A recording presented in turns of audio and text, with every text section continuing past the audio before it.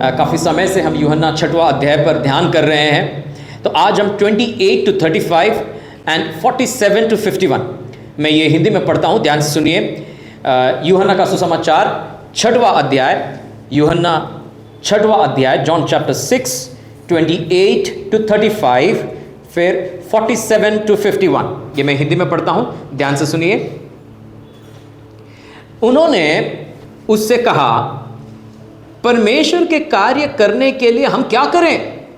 यीशु ने उन्हें उत्तर दिया, परमेश्वर का कार्य यह है कि तुम उस पर जिसे उसने भेजा है विश्वास करो। तब उन्होंने उससे कहा, फिर तू कौन सा चिन्ह दिखाता है कि हम उसे देखकर तुझ पर विश्वास करें? तू कौन सा काम दिखाता है? हमारे पूर्वजों ने जंगल में मन्ना खाया, जैसा लिखा है, उसने उन्हें खाने के लिए स्वर्ग से रोटी दी। यीशु ने उनसे कहा, मैं तुमसे सच सच कहता हूं कि मूसा ने तुम्हें वह रोटी स्वर्ग से ना दी, परंतु मेरा पिता तुम्हें सच्ची रोटी स्वर्ग से देता है, क्योंकि परमेश्वर की रोटी वह है जो स्वर्ग से उतरकर जगत को जीवन देती है। तब उन्होंने उससे कहा, हे स्वामी, यह रोटी हमें सर्वदा दिया कर।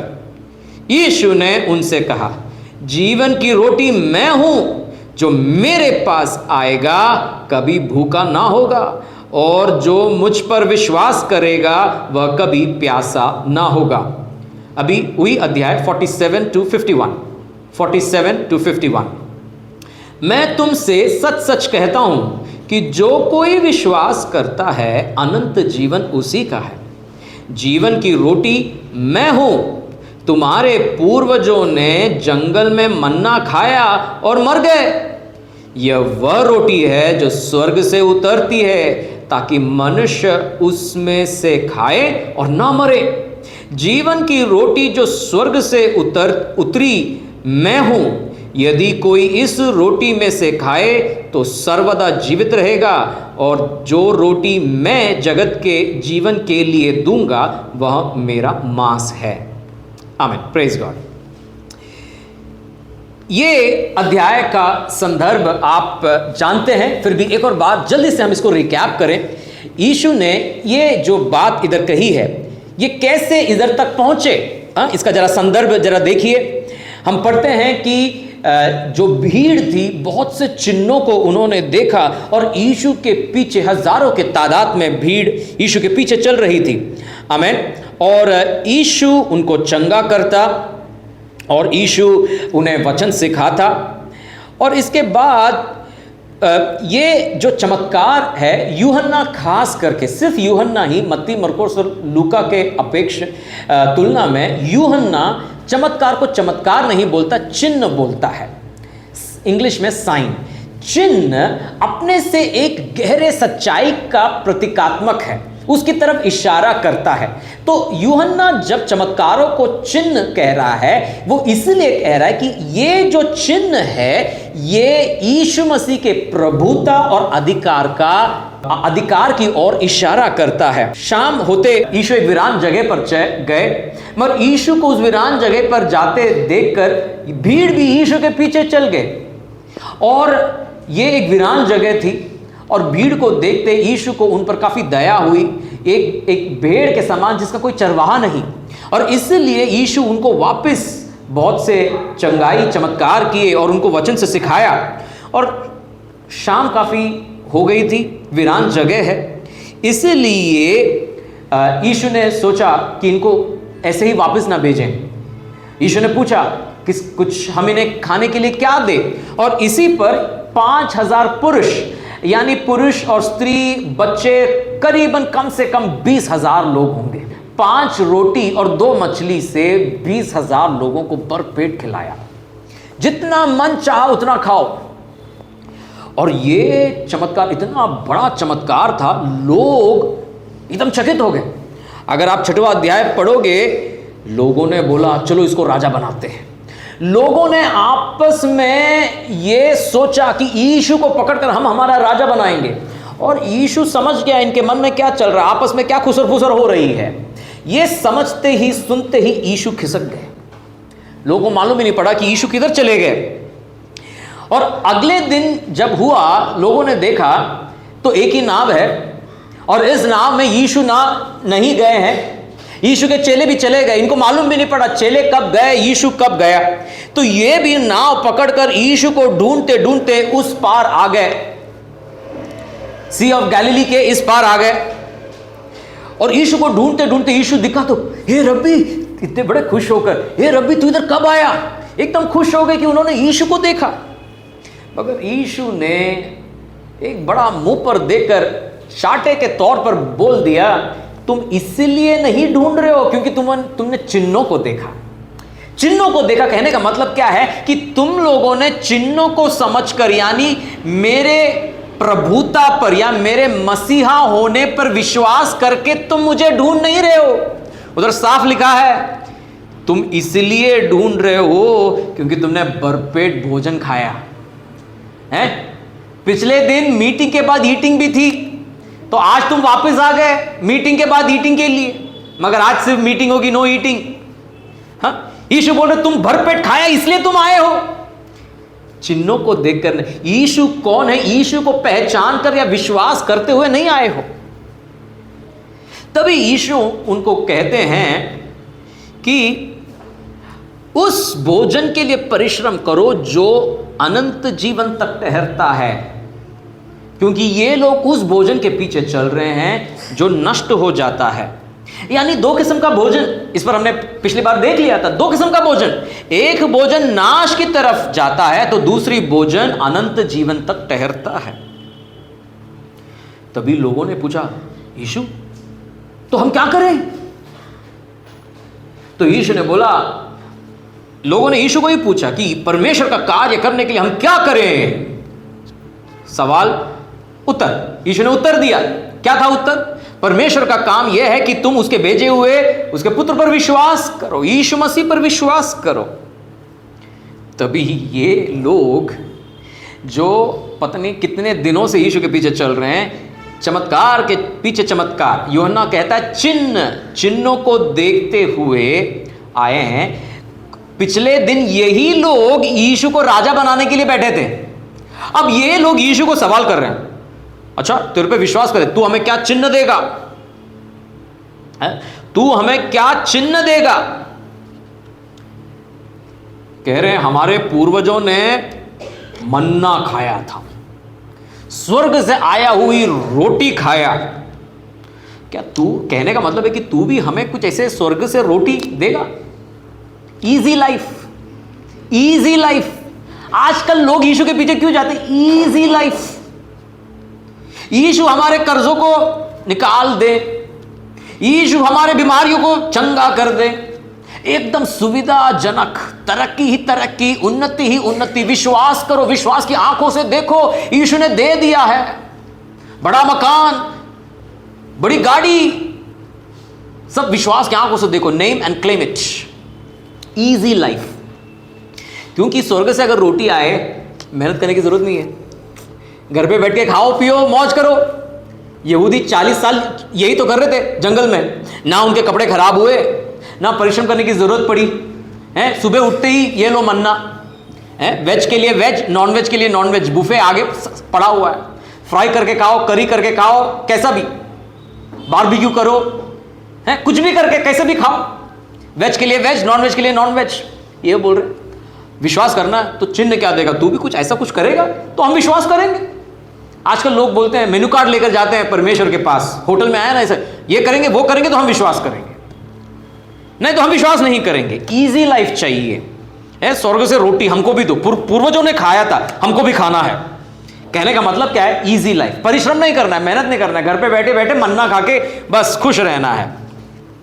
मगर परमेश्वर ने यहूदियों को 40 साल क्यों रोटी खिलाया? वो परमेश्वर के नियुक्त मुकाम की ओर सफर कर रहे थे, और परमेश्वर के नियुक्त मुकाम की ओर सफर करते हुए उन लोगों के लिए परमेश्वर ने भोजन दिया। अभी ये यहूदी किधर के लिए सफर कर रहे हैं? ये किस सफर पर निकल पड़े कि अब ये इनको, क्या ये मरुभूमि में है? नहीं, मगर इनको रोटी चाहिए। और ये लोग सांसारिक जीवन पर फोकस्ड हैं। तभी यीशु ने उत्तर में उनसे कहा, मैं तुमसे सच सच कहता हूं, स्वर्ग से आया हुआ वो मन्ना मूसा ने नहीं, मेरे पिता ने दिया है, और मेरा पिता तुम्हें सच्ची रोटी देगा। और वो सच्ची रोटी कौन है? यीशु। तो हमें यह समझना है कि ये रोटी और दूसरी रोटी में क्या फर्क है। अगर आप ध्यान दोगे, दो रोटियां हैं इधर, दोनों रोटी स्वर्ग से उतरी है कि नहीं? दोनों रोटी स्वर्ग से आई हुई है, मगर दोनों में जमीन आसमान का फर्क भी है। दो रोटी, और दोनों रोटी स्वर्ग से आई हुई रोटी है। दोनों रोटी परमेश्वर ने दी है, मूसा ने नहीं दिया था मन्ना, परमेश्वर ने ही दी है। मगर दोनों रोटियों में जमीन आसमान का एक गहरा फर्क भी है। क्या है वो फर्क? सच्ची रोटी जीवन देता है, मगर वो जंगल वाला रोटी, मन्ना वाला रोटी जीवन नहीं देता है। हाँ, तो दो रोटी, दोनों परमेश्वर से, दोनों स्वर्ग से उतरती है, मगर दोनों में जमीन आसमान का फर्क है। तो आज हम इसी पर जरा हमारे ध्यान को बटाएंगे, इसको जरा समझने की कोशिश करेंगे। यीशु मसीह क्या कह रहे हैं? देखिए, मन्ना भी स्वर्ग से उतरी हुई रोटी है, मगर ये मन्ना वो नहीं दे सकती जो सच्ची रोटी दे सकता है। ये मन्ना वो नहीं कर सकती जो रोटी कर सकता है। क्या है? सच्ची रोटी यीशु है।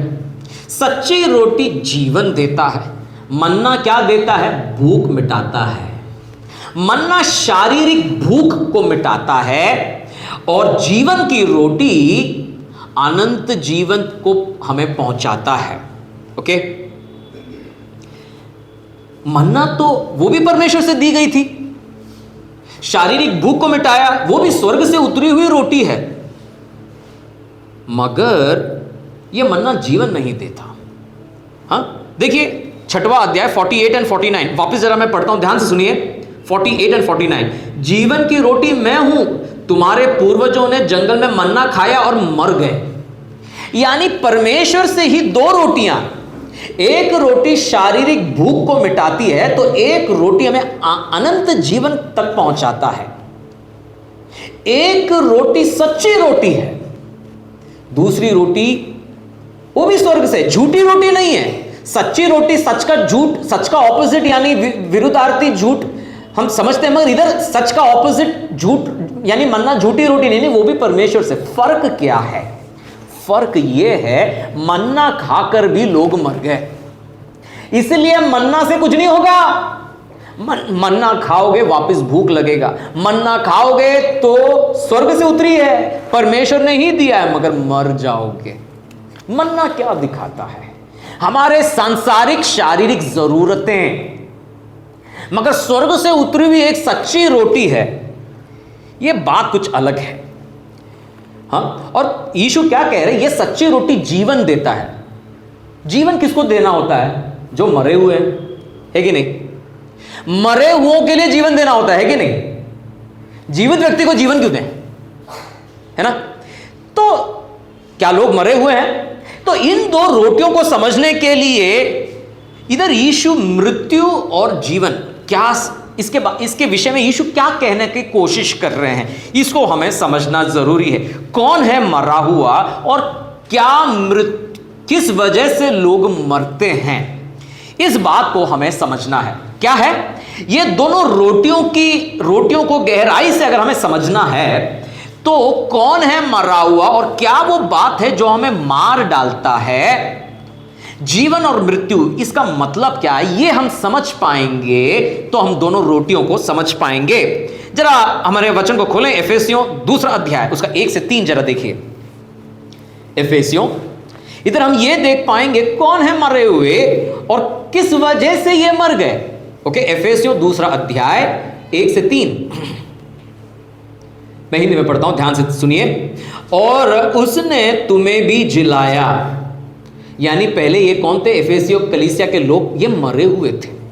तो उसने तुम्हें भी जिलाया जो अपने अपराधों और पापों के कारण मरे हुए थे। तो देखिए कौन है मरा हुआ और किस वजह से ये मर गए। इधर मृत्यु का मतलब शारीरिक मृत्यु नहीं है। पाप और अपराध यानी परमेश्वर के मार्गों को छोड़कर अपने अपने विचार, अपने समझ, अपनी बुद्धि, अपनी पसंद पर चलने वाले मरे हुए हैं। ओके, देखिए ध्यान से वापस मैं पढ़ता हूं। उसने तुम्हें भी जिलाया जो अपने अपराध और पापों के कारण मरे हुए थे, जिनमें तुम पहले इस संसार की रीति, देखिए वापस एक और बात, संसार की रीति यानी संसार क्या है? मरा हुआ है। जिनमें तुम पहले इस संसार की रीति पर और आकाश के अधिकार के अधिपति अर्थात उस आत्मा के अनुसार चलते थे, जो अब भी आज्ञा न मानने वालों में कार्य करता है। इनमें हम भी सबके सब, ओके, वही वचन कहता है, सबने पाप किया, सब परमेश्वर की महिमा से रहित है। तो पॉल कह रहा है इनमें हम भी, खुद को भी इंक्लूड कर रहा है, इनमें हम भी सबके सब पहले अपने शरीर की लालसाओं में दिन बिताते थे और शरीर और मन की मनसाएं पूरी करते थे और अन्य लोगों के समान स्वभाव ही से क्रोध की संतान थे। तो कौन है मरा हुआ? किसको चाहिए जीवन की रोटी? जो अपने शारीरिक सांसारिक रीति पर चलते हैं, शरीर के मन की मनसाओं को पूरा करने पर तुले हुए हैं, परमेश्वर की मनसा के बारे में विचार नहीं करते हैं। परमेश्वर की इच्छा क्या है? वे मरे हुए कौन है? वे वो हैं जो अपनी इच्छाओं को ज्यादा महत्व देते हैं, परमेश्वर की इच्छा को नहीं। ये कौन है? अब पाप और अपराध, क्योंकि ये परमेश्वर से अलग हो गए, इसलिए ये मरे हुए हैं। और किस वजह से मर गए? इनके पाप अपराध अपनी ही मनसाओं को पूरा करने की वजह से ये मरे हुए हैं।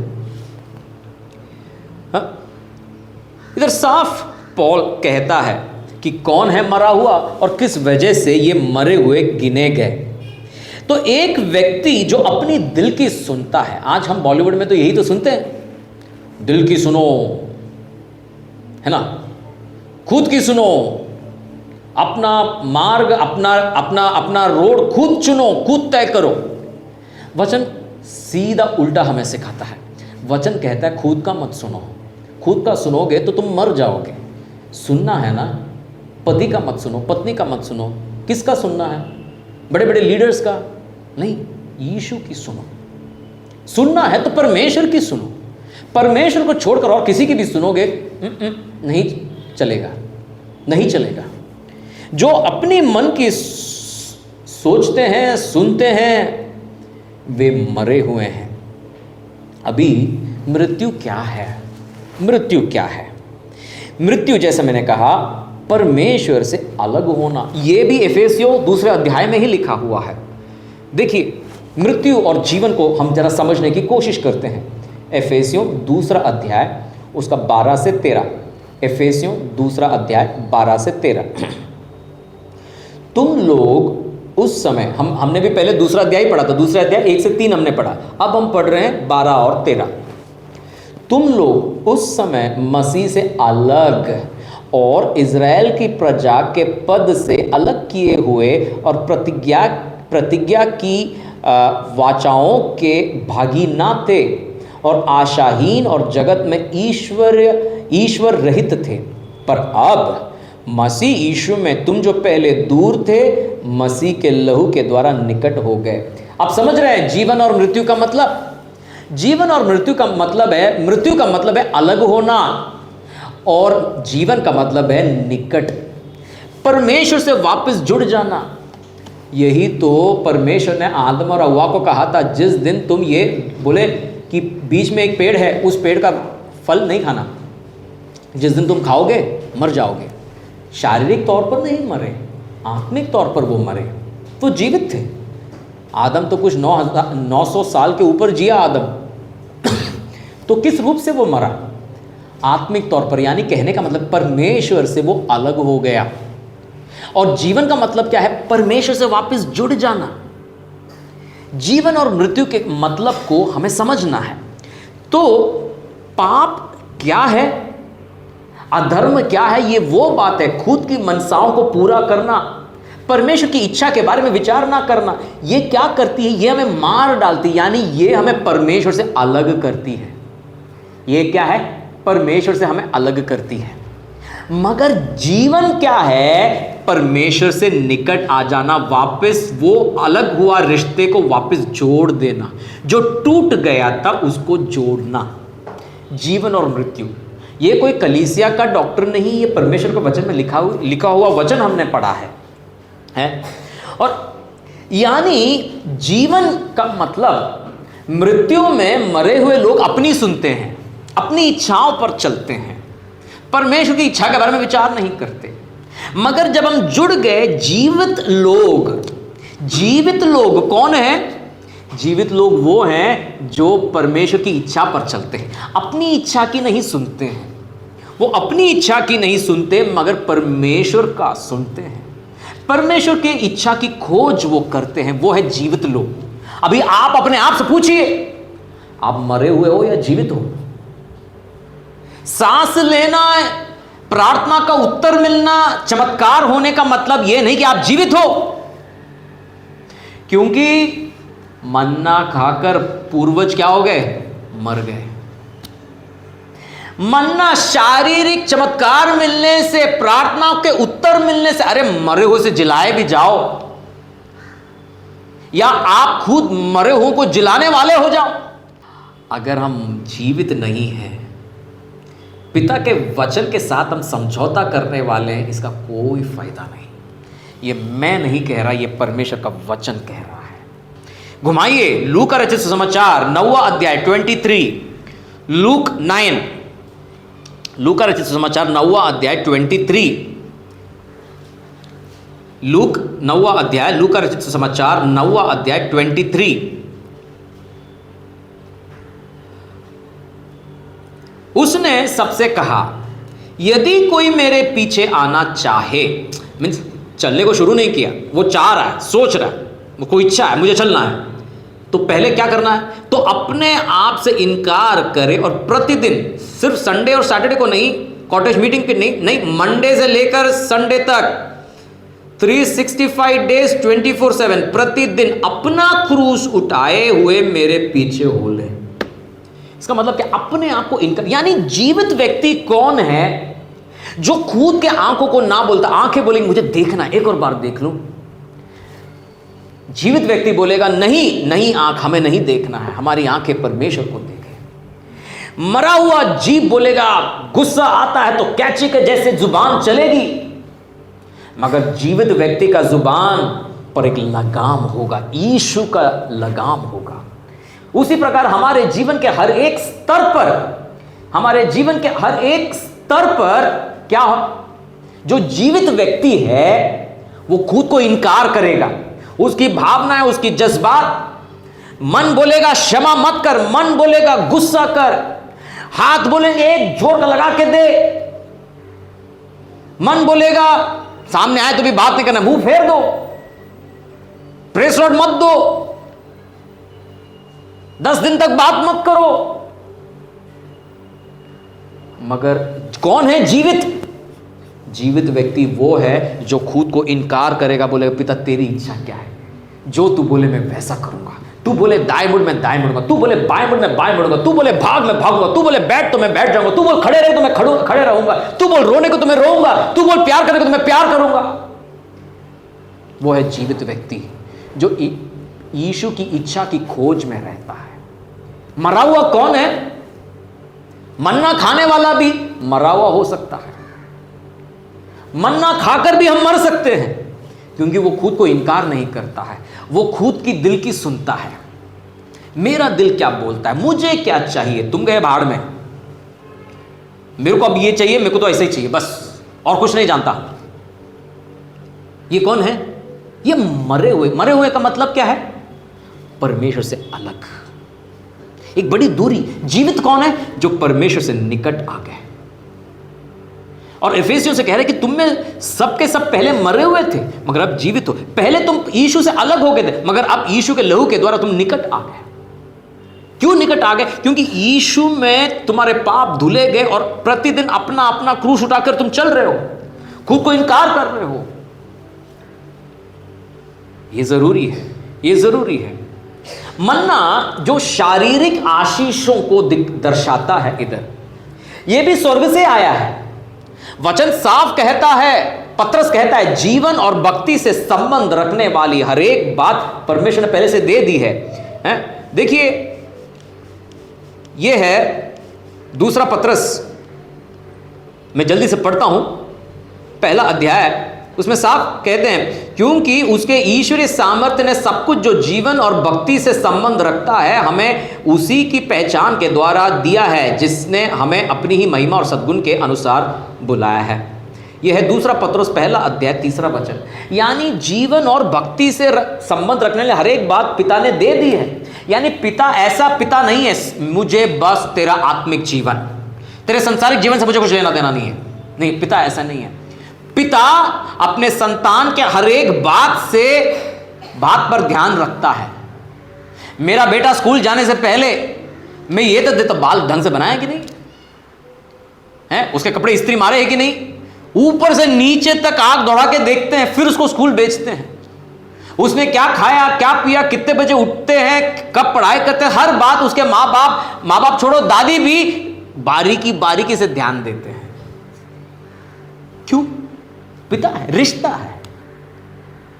इसलिए मेरा और आपका स्वर्गीय पिता आपके जीवन से भी संबंध रखता है, आपके भक्ति से भी संबंध रखता है, और दोनों बातों के लिए स्वर्ग से ही आता है।